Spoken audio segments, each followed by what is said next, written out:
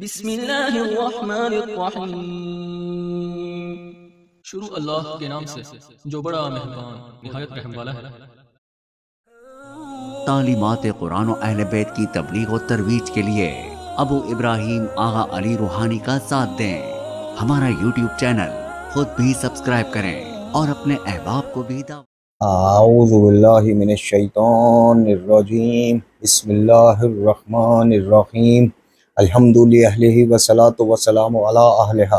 अल्लाहुम्मा सल्लि अला मुहम्मद व आले मुहम्मद व अज्जिल फरजहुम। मोहतरम नाज़रीन व सामाईन, अस्सलामु अलैकुम व रहमतुल्लाहि व बरकातुहू। आज की नई वीडियो के साथ हाज़िर खिदमत है। मैं हूँ अली रूहानी और आप देख रहे हैं हमारा ऑफिशियल यूट्यूब चैनल।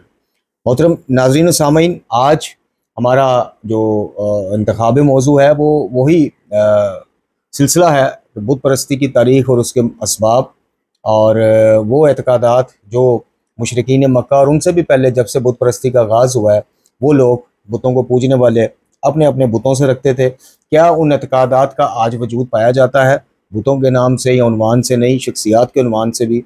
यानी जो एतक़ादात वो बुतों से रखते थे कि ये हमारे अल्लाह हमारे सिफारशी अल्लाह पाक के नज़दीक अल्लाह के वो भी कायल थे, अल्लाह को ज़मीनों आसमान का खालिक मालिक और राज़िक भी मानते थे।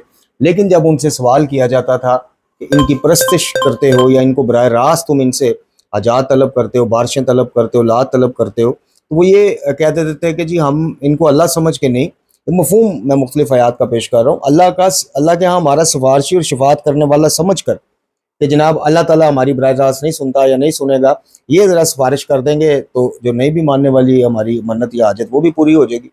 तो क्या उन एतक़ादात का आज के दौर में भी वजूद है मुख्तलिफ मज़ाहिब में?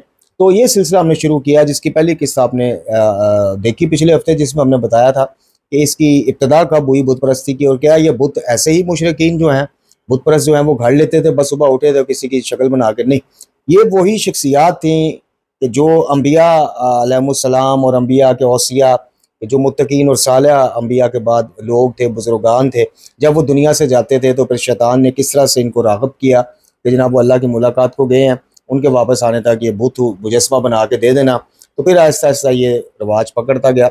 आज हम गुफ्तगू करेंगे जनाब के बुत परस्ती वाले जो हैं वो जो शिरक करते थे, शिरक इबादत में शिरक, उसके असबाब क्या थे, और ये कि उनके नज़दीक कौन कौन से काम थे, अमूर थे जो अल्लाह ताला ने तफवीज़ यानी सुपुर्द किए हुए थे मुख्तलिफ शख्सियात के, उनके हवाले से कि उन्होंने बारिश मांगनी, तो जैसे बारिश के लिए अल्लाह ताला ने फ़रिश्ता मुकर्रर किया हुआ है, हवाएँ चलाने के लिए एक फ़रिश्ता है, जाने कब्ज़ करने के लिए निकालने के लिए एक फ़रिश्ता है, इसी तरह हवाएँ चलाने वाले फ़रिश्ते और हैं। तो इसी तरह उन्होंने ये मिसालें दे के वो कहते थे कि जनाब जब फ़रिश्तों की ज़िम्मेदारी या मामला उनके सुपुर्द किए जा सकते हैं तो बुजुर्गान के क्यों नहीं, जिनके उन्होंने बुत बनाए होते थे? तो क्या इस अकीदे की भी झलक आज हमें मुख्तलिफ अकायद में आती है कि नहीं आती? इस पर इंशाल्लाह मुख्तसरन गुफ्तगू करेंगे। और इस तरह के अब हम जो है ना हफ्ते में एक बार इंशाल्लाह दुरूस जो है, चाहे मैंने अर्ज़ की कि व्यूज़ का हमारा मसला नहीं है, हमें बाज़ दफ़ा ज़ाहिर इंसान है जी, मुत्तकीन सालिहीन में से नहीं है और अम्बिया के तो पैरों की खाक बराबर भी नहीं है, तो इंसान है, बाज़ दफ़ा दिल में घुटन से भी महसूस होती है और बददिल भी इंसान होता है कि यार इतनी मेहनत से एक चीज़ जो है खालिस तौहीद मुख्तलिफ जगहों से उनका एक निचोड़ आपकी खिदमत में पेश किया जाता है और इतने सादा अंदाज में, आम फहम अंदाज में, तो जब व्यूज़ की तरफ नज़र जाती है तो ज़ाहिर है कि इंसान है, कोई हम बड़ापन नहीं करेंगे, बाज़ दफ़ा दिल वो होता है, लेकिन रुकेंगे नहीं इंशाअल्लाह अल्लाह की मदद और तौफीक से। हम ये खिदमत करते आए हैं, करते रहेंगे जब तक जान में जान है। तो चलते हैं जनाब आज के मौजू की तरफ। गुज़श्ता मौजू का आपको मैंने मुख्तसर अहवाल बता दिया, उसमें हमने आपको बुत परस्ती की मुख्तसर तारीख़ बताई थी और ये बताया था कि कैसे ये जो लानत है वो अल्लाह की मखलूक में आई और किस तरह से उसका आगाज़ हुआ। आज हम इबादत में शिरक के असबाब जो उन्होंने घड़ लिए या जिन नज़रियात की बुनियाद पर ये उन्होंने काम किया, मुख्तसरन उस पर गुफ्तगू करेंगे और आपको बताएंगे कि जनाब फिर वो अमूर जो उनके नज़दीक अल्लाह ताला फ़रिश्तों समेत मुख्तलिफ शख्सियात को तफवीज़ कर देता है, सुपुर्द कर देता है, वो कैसे, और क्या उनके अकायद की झलक आज हमारे समेत मुख्तलिफ जो हम अकायद रखने वाले हैं इंसान हैं, मुख्तलिफ मज़ाहिब के पैरोकार हैं, उनमें भी है कि नहीं है? तो और ये हम जो इक़्तिबासात पेश कर रहे हैं जनाब, ये तफसीर मौज़ूई है आयतुल्लाह उस्ताद जाफ़र सुबानी साहब की, उसमें जो उन्होंने तारीख़ कलमबंद की है वो पढ़ के आपकी खिदमत में पेश करते हैं। तो एक से ज़्यादा खालिक का एतक़ाद जो था, यानी जिस तरह बुद्ध मज़हब वाले रखते हैं, और जिस तरह से क्रिश्चियन कम्युनिटी रखती है 3 खुदाओं वाला एतकाद के बाप खुदा, बेटा खुदा, रूल कुद्स खुदा, और इसी तरह सनवियत के कायल जो लोग हैं, खैर इनके नज़दीक जनाब खुदाए अज़ली और अब्दी ने 3 खुदाओं या 3 मुज़ाहिरीन में जो है वो तजल्ली की। यानी एक अल्लाह ताला है, उसने अपने नीचे या तो 2 और खलक किए, या 2 और शख्सियात में तजल्ली की यानी हलूल किया, जिनके नाम ये हैं। बरहमा ये खलक करने वाला है, विष्णु बाकी रखने वाला और हिफाजत करने वाला है, शिवा मारने वाला है। अब यही हिंदुज़म में भी आप देख लें कि यही सिलसिला फिर जो है वो ये तीनों नाम आपको वहाँ भी मिल जाएंगे। आप देखेंगे जो हिंदू कम्युनिटी है या जिस तरह से बुद्ध मत है, इनके नज़दीक या जिस तरह दीगर वो है, इनके नज़दीक हर काम का एक अलग अलग खुदा है। यानी खुदाए अकबर ने नीचे जो है वो अपना जो इनके हिसाब से ये खलक की शख्सियात और इनको मुख्तलिफ उन्वानात मुस्तकिल सौंप दिए। लिहाजा खल करना यानी आपने औलाद वगैरह मांगनी है, क्योंकि खल करना इनके नज़दीक बरहमा का वो है, तो आपने उसके मंदिर जाके मनते मांगनी है, उसको पुकारना है। आप हिफाजत के उन्वान से विष्णु को पुकारेंगे, जी ये उसकी जिम्मेदारी है, तो आप बराह रास्त उसको पुकारेंगे। अच्छा, मानते ये भी हैं कि ऊपर अल्लाह है, ऊपर वाला है, नीचे उसने ये निज़ाम जो है वो तकवीनी निज़ाम वो इनके सपोर्ट किया। अच्छा, शिवा जो है वो मारने वाला है, तो इसलिए मौत से बचना हो या इस तरह के मामला तो आप शिवा साहब को पुकारेंगे।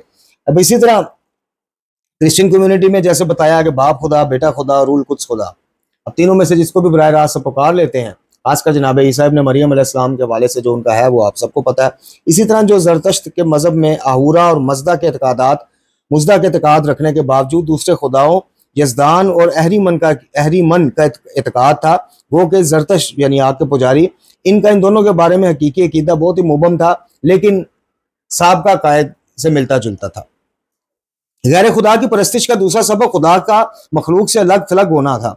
बुत परस्तों को मखलूक से दूर बुत परस्त खुदा को मखलूक से दूर और जिन शख्सियात के बुत बनाए हुए थे उनको मखलूक से करीब समझते थे, और खुदा को अपनी पसंदीदा शख्सियात के करीब समझते थे, आम आवाम से दूर। इसलिए तो कहते थे कि जनाब ये सिफारशी हैं, ये सिफारिश करते हैं, हमारी पहुंच नहीं खुदा तक, हमारे काम ऐसे नहीं, फलां नहीं, ठीक नहीं, ठीक। तो इनका ये तसव्वुर था कि इस दूरी की बिना पर इनकी दुआ दरख्वास्त इस तक नहीं पहुंचती, लिहाजा फितरतन कुछ ऐसे वसीले और वास्ते बनाए जाएं, कुछ ऐसे वसीले और वास्ते। जरा अब ये गुफ्तगू का ना मैंने आपको आगाज में दावत फिक्र दी है कि आपने सिर्फ सुनना नहीं है, आपने आज के जो हमारे इत्कादात हैं उनसे थोड़ा सा इसको टैली करते कंपेयर करते हुए चलते जाना आगे। तो लिहाजा वो कहते थे कि जनाब फितरतन कुछ ऐसे वसीले और वास्ते बना लिए जाएं जो इनकी बातें खुदा तक पहुंचाया करें, इनकी मनते खुदा तक पहुंचाया करें। गोया मकाम रबियत में भी इंसानी फरमा रवाओं के दरबार की तरह है, मकाम रबियत में भी ये निज़ाम इंसानी फरमा रवाओं के दरबार की तरह है कि वास्ता और वसीलों से इस तक पहुंचा जाए, वास्ता वसीलों से इससे बातें मनवाई जाए। जो बादशाह है वो सिर्फ जिसका वास्ता और वसीला जिसके थ्रू दिया गया है, यानी उसके किसी वजीर मशीर का, बस वो उसको देखे, काम को ना देखे जायज़ है कि नाजायज़ है। वो बस ये देखे कि यार ये चले, आज के दौर में आप देख रहे हैं कि प्राइम मिनिस्टर साहब जो हैं या प्रेसिडेंट साहब बस ये देखेंगे हमारे MNA हमारी पार्टी का बंदा है, इसके नीचे बड़े वोट है, इसकी बात हम ठुकरा नहीं सकते। अब बात जायज़ है या नाजायज़ वो बात की बात।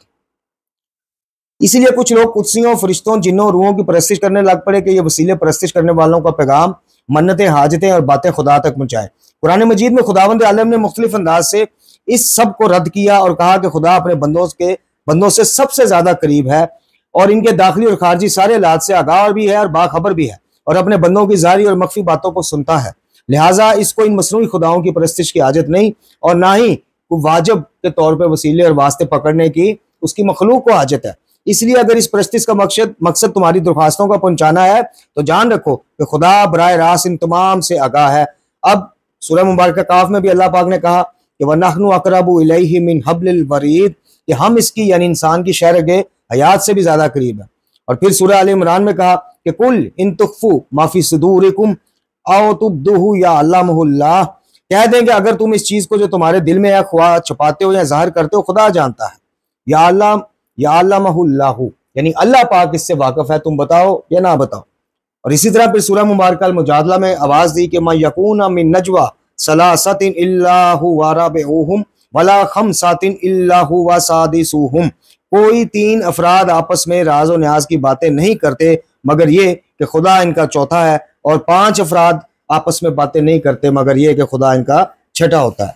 कुरान मजीद में मुख्तलिफ आयात में इन सब अकायद बातला का रद्द किया गया कि अल्लाह तक बात पहुंचाने के लिए वास्ता और वसीला पकड़ना ज़रूरी है। अगर बारिशों का आपको मामला है तो बारिशों वाले भगवान या बारिशों का जो अवतार जिसको बनाया गया है उसके वसीले से फिर जो है, बल्कि उस तक ही रहो। वसीले से उनकी ये मुराद नहीं होती थी कि वो अल्लाह को इनका वसीला देते थे, बुजुर्गान गुजर जाने वालों का, नहीं। वसीला उन्होंने ऐसा पकड़ा हुआ था कि अब जैसे विष्णु है जनाब, ये हिफाजत कर मारने वाला इसका है या हिफाजत करने वाला, तो मारने मराने जिंदगी हिफाजत के मामला इन्होंने इसके गोशगुजार करने हैं। वैसे ही कि जैसे आप जनाब बाखिदमत जनाब हेड मास्टर दरखास्त लिखते हैं लेकिन देते अपनी क्लास के टीचर को है, वो जाके लिखना आपने हेड मास्टर के नाम है, तो उनको वो कहते थे करने वाला अल्लाह ही है, लेकिन भाई हमारी वहां तक पहुंच नहीं है, हमारे ये जो विष्णु साहब हैं या इस तरह के दीगर अवतार हैं इनकी पहुंचे हैं। तो इस तरह का वास्ता और वसीला अल्लाह ताला ने कुरान मजीद फुरकान हमीद में वाज़ह रद्द किया। और मकतूब नंबर 31 में खुद मौला कायनात अली इब्न अबी तालिब अलैहिस्सलाम ने भी फरमाया। अच्छा, मौला कायनात से मुझे एक चीज़ ज़हन में आई कि फेसबुक पे जनाब एक हमारे बड़े साहब का खैर ख्वाह रहे हैं, शायद अब भी हो, हम बदगुमानी नहीं करते, आबद सकलैन साहब। उन्होंने किसी को कहा कि जनाब मौला कायनात अली रूहानी साहब भी कहते हैं इमाम अली अलैहिस्सलाम को जी, तो आप ज़रा उनसे भी सवाल करें, भाई ये तो अल्लाह का वो है। अब बात यह है कि जिस तरह इमाम कायनात है ना, इसी तरह ये मौला कायनात है कि मन कुंतु मौला फाज़ा अली मौला। अब कायनात में जिसके रसूलुल्लाह सल्लल्लाहु अलैहि वसल्लम जाने दो आलम मौला है, उसके अली मौला है। तो ये मौला कायनात कोई उस सेंस में खालिक कायनात वाले मौला की सेंस में नहीं कहा जाता, यानी रसूलुल्लाह सल्लल्लाहु अलैहि वसल्लम ने जनाब अली अलैहिस्सलाम को जिस उन्वान से भी मौला कहा है, जानशीन, वसी, दोस्त, महबूब, जिस उन्वान से भी कहा है, ये उसी उन्वान से कहा जाता है कि जिस तरह रसूलुल्लाह सल्लल्लाहु अलैहि वसल्लम का जो कायनात में मौला उनको समझता है, रसूलुल्लाह जिसके मौला हैं उनके बाद वैसे मौला अली अलैहिस्सलाम उनके मौला हैं। तो ये खालिक या मालिक या राज़िक होने के नाते से मौला कायनात नहीं कहा जाता, जिस तरह इमाम कायनात कहा जाता है कि कायनात के इमाम है बादस नबी खुदा सल्लल्लाहु अलैहि वसल्लम, ये उस उन्वान से। खैर, अच्छा, अब ये फितरतन अपने से बरतर ताकत और कुव्वत के सामने झुकते थे, और इंसान में भी वैसे भी फितरतन ये है, लेकिन हिंदू कम्युनिटी में कुछ ज्यादा रही है, यानी बुत परस्तों में। आज भी आप देख लें, जिस चीज को अपने से हैवी ताकतवर समझते हैं उसके सामने झुक जाते हैं, फिजिकली झुके, नजरियाती झुके, ये झुक जाते हैं।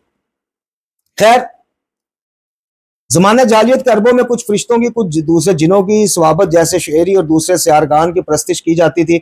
इनकी परस्तिश का मकसद ये था कि इनके मुनाफिर खैर को हासिल करे और इनके शर और जर्ज और गुस्से से अमान में रहे। ये बुतों के बनाने में खासी वुस्अत नजर रखते थे और इन्होंने अपने ऊपर लाजम नहीं किया था कि मबूद जैसा बुत बनाए।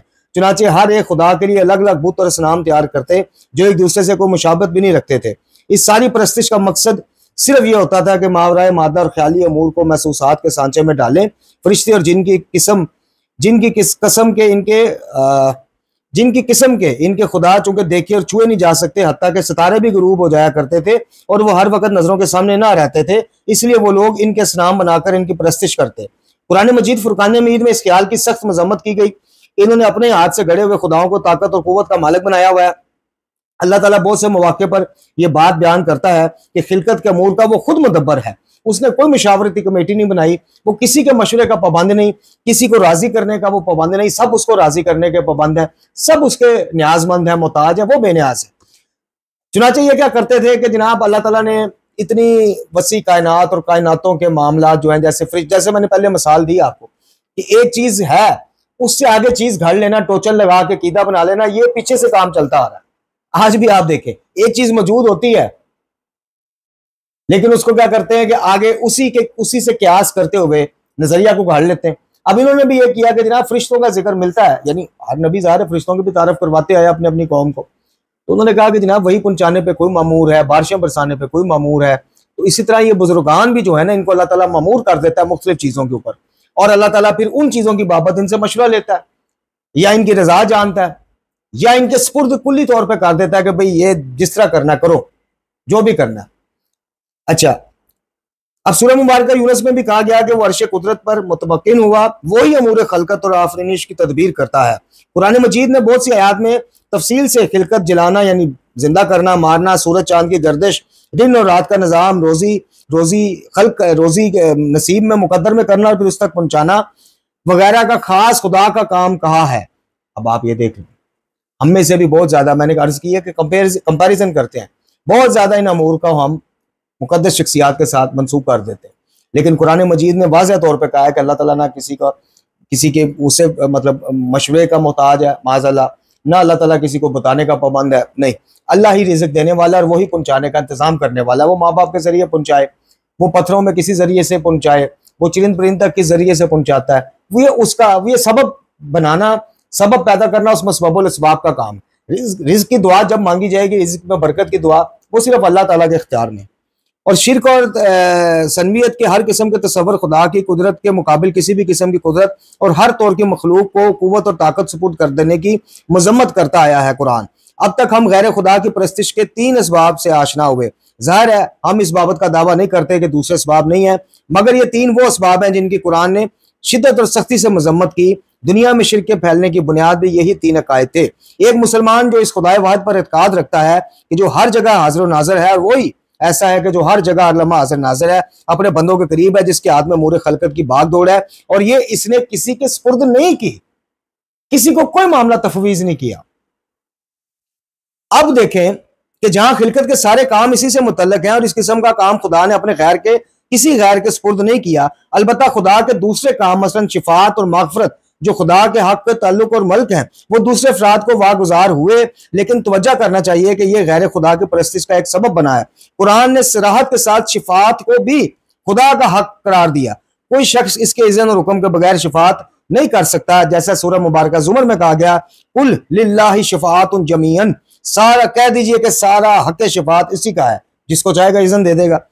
फिर कहा सूरह मुबारक यूनुस में कि मा मिन शफीइन इल्ला मिन बादि इज़्निही, कोई शिफात करने वाला नहीं मगर यह कि खुदा की इजाजत के बाद। जमाना रिसालत पैगंबर सल्लल्लाहु अलैहि वसल्लम में बुत परस्तों का एक ग्रोह बुतों की परस्तिश इस तसव्वुर के साथ भी करता था कि वो बारगाह इलाही में असर और रसूख रखने वाले हैं और मगफरत और शिफात के मामलात अल्लाह ताला ने इनको सौंप दिए हैं। अब वो जिसकी चाहे शिफात करें और माज़ अल्लाह पे उनकी शिफात मानना वाजिब है। कुरान ने इस नजरिए का सख्ती से रद्द किया, इसको बातिल नजरिया करार देते हुए कहा कि शिफात का हक सारे का सारा अल्लाह का है, किसी की जरूरत नहीं कि अल्लाह के आगे किसी की शिफात कर सके, मगर हाँ कि जब अल्लाह उसकी शिफात करने का इज़्न उसको दे देगा, इजाज़त दे देगा, फिर शख्सियात जो हैं वो अम्बिया, औलिया, औसिया, कुरान ये सब शिफात करेंगे, लेकिन इज़्न इलाही मिलने के बाद। तो मोहतरम नाज़रीन सामीन, ये आज का मुख्तसर दर्स था हमारे उन हम जैसे सादा इल्म बंदों के लिए जो थोड़ी सी तारीख भी शिरक की और बुत परस्ती की जानना चाह रहे थे। इस बाबत हमने सिलसिला ऐसे शुरू नहीं किया, हमें व्हाट्सएप पे कुछ मुखलसीन की बार बार ये फरमाइश थी, बल्कि अभी एक और है कि जनाब एथियस्ट के ऊपर, उसकी तारीख के ऊपर भी इंशाल्लाह एक सीरीज़ शुरू की जाए, वो हम रूहानियत नामा पे इंशाल्लाह शुरू करेंगे। परवरदिगार आलम से दुआ है कि हमें कुरान वाले बैत की तालीमात रूहानिया पढ़ने, समझने और उन पर अमल करने की तौफीक अता फरमाए। व आखिर दुआना अनिल हम्दुलिल्लाहि रब्बिल आलमीन।